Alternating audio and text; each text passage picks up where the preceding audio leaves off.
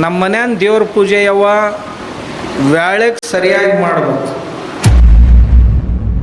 ಆ ಶಾಸ್ತ್ರ ನಾವು ತಿಳ್ಕೊಳಕ್ಕೆ ಕಲಿಬೇಕ ಹೊರತು ತಿಳ್ಕೊಳ್ಳಾರ್ದ ಅದಕ್ಕೆ ಅಂಧಶ್ರದ್ಧೆ ಅಂತ ಯಾವಾಗೂ ಅನ್ನಕ್ಕೆ ಹೋಗ್ಬಾರ್ದು. ಹಿರಿಯರು ಏನೇನು ಮಾಡ್ಯಾರ ಅವೆಲ್ಲ ಶಾಸ್ತ್ರಗಳಿಗೂ ಸಹಿತ ವೈಜ್ಞಾನಿಕ ಹಿನ್ನೆಲೆ ಇದೆ ಅನ್ನೋ ಮಾತನ್ನು ಅಪ್ಪಗಳು ನಮಗೆ ಹೇಳ್ತಿದ್ರು. ನಿಮಗೆ ತಿಳಿಲಿಲ್ಲ ಬಿಟ್ಟು ಬಿಡ್ರಿ, ಅದ್ರ ಬಗ್ಗೆ ಮಾತಾಡಕ್ಕೆ ಹೋಗ್ಬೇಡ್ರಿ.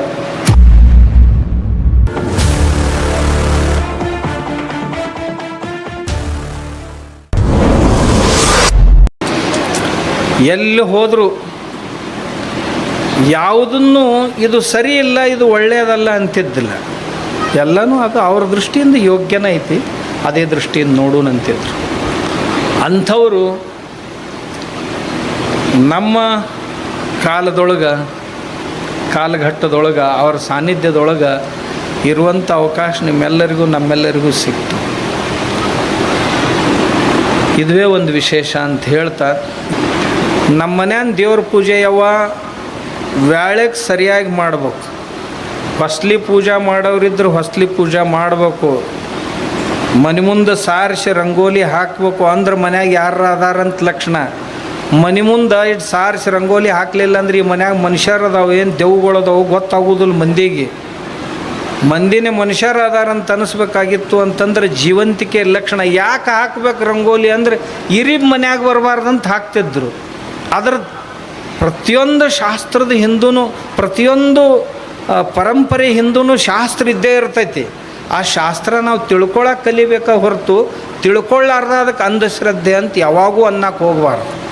ನಮ್ಮ ಹಿರಿಯರು ಏನೇನು ಮಾಡ್ಯಾರ ಅವೆಲ್ಲ ಶಾಸ್ತ್ರಗಳಿಗೂ ಸಹಿತ ವೈಜ್ಞಾನಿಕ ಹಿನ್ನೆಲೆ ಇದೆ ಅನ್ನೋ ಮಾತನ್ನು ಅಪ್ಪಗಳು ನಮಗೆ ಹೇಳ್ತಿದ್ರು. ಅದು ತಿಳ್ಕೊಳ್ಳೋ ಪ್ರಯತ್ನ ಮಾಡಿರಿ. ತಿಳ್ಕೊಳ್ಳಾರ್ದ ಅದಕ್ಕೆ ದಡಗ್ಗನ ದೂಷಣೆಯನ್ನು ಕೊಡಕ್ಕೆ ಹೋಗಬೇಡ್ರಿ. ನಿಮಗೆ ತಿಳಿಲಿಲ್ಲ ಬಿಟ್ಟು ಬಿಡ್ರಿ, ಅದ್ರ ಬಗ್ಗೆ ಮಾತಾಡಕ್ಕೆ ಹೋಗಬೇಡ್ರಿ. ಆದ್ರೆ ಅದು ತಪ್ಪು ಅಂತ ತಕ್ಷಣ ನೀವು ಅದಕ್ಕೆ ರಿಯಾಕ್ಷನ್ ಮಾಡೋಕ್ಕೆ ಹೋಗಬೇಡ್ರಿ. ನಾವು ಮೊದಲು ಭಾಳ ವಿರುದ್ಧ ವಿಜ್ಞಾನವಾದಿ ಅದು ಇದು ಅಂತ ಏನಂತಾರಲ್ಲ, ಇತ್ತೀಚಿನ ಅವ್ರಿಗೆ ನಾ ಏನೋ ಅನ್ನೋದಿಲ್ಲ, ನಾ ಅವ್ರಿಗಿಂತ 2 ಹೆಜ್ಜೆ ಮುಂದಿದ್ದೆ. ಅಪ್ಪಗಳು ನಮ್ಮನ್ನು ಯಾಕೋ ಬರೋಬಲ್ಲ ತಿದ್ದಿ ಅದು ಹಂಗಲ್ಲದು ಬಿಡಬೇಡ, ಗಾಡಿ ಅಷ್ಟು ಬಿಡಬೇಡ ತಿಳ್ಕೊಂಡು ಬ್ರೇಕ್ ಹಾಕೋತ ಸಾವಕಾಶ ಅವು ಗಾಡಿ ಎಲ್ಲಿ ಎಷ್ಟು ತಿರುಗಾಡಿ ಓಡಾಡಿದ್ರೆ ಕಡೆ ಅಲ್ಲಿಗೆ ಬರ್ಬೇಕಲ್ಲ, ಡಿಪೋಕ್ಕೆ ಬರ್ತಾವು.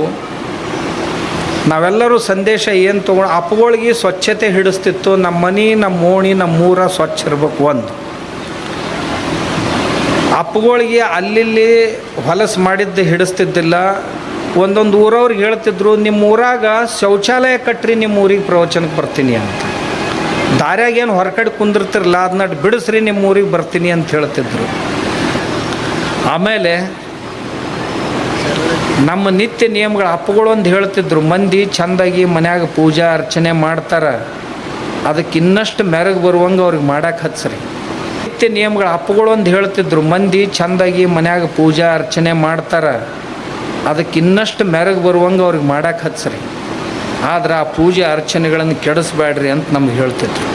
ಅವ್ರು ಏನೂ ಮಾಡಲಿಲ್ಲ ಅಂದ್ರೆ ಮನ್ಯಾಗ ದೇವ್ರ ಜಗಲಿದಾವು, ಅವ್ರ ಗ್ರಾಮ ದೇವತೆ ಐತಿ, ಅವ್ರ ಕುಲದೇವತೆ ಅಂತದಾವು, ಅವೆಲ್ಲವನ್ನು ಶ್ರದ್ಧೆಯಿಂದ ಮಾಡಲಿ. ಅವರು ಮೊದಲ ಏನೂ ಮಾಡೋಂಗಿಲ್ಲ, ಅದನ್ನಿಟ್ಟು ಬಿಡಿಸ್ಬಿಟ್ರಿ ಅಂತಂದ್ರೆ ಅವ್ರ ಮತ್ತೆ ಏನರ ಕೈಯಾಗ ಬಾಟ್ಲಿ ತೊಗೊಂಡು ಹೋಗ್ತಾರಂತಿದ್ರು.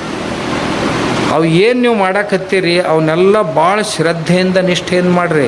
ಯಾಕಂದ್ರೆ ನಮ್ಮಲ್ಲಿ ಪ್ರತಿಮಾ ವಿಜ್ಞಾನ, ಪ್ರತೀಕ ವಿಜ್ಞಾನಗಳಂತದಾವು ಅನ್ನೋದನ್ನು ನಮಗೆ ಅಪ್ಪಗಳು ಭಾಳ ಚೆನ್ನಾಗಿ ತಿಳಿಸಿ ಹೇಳ್ತಿದ್ರು.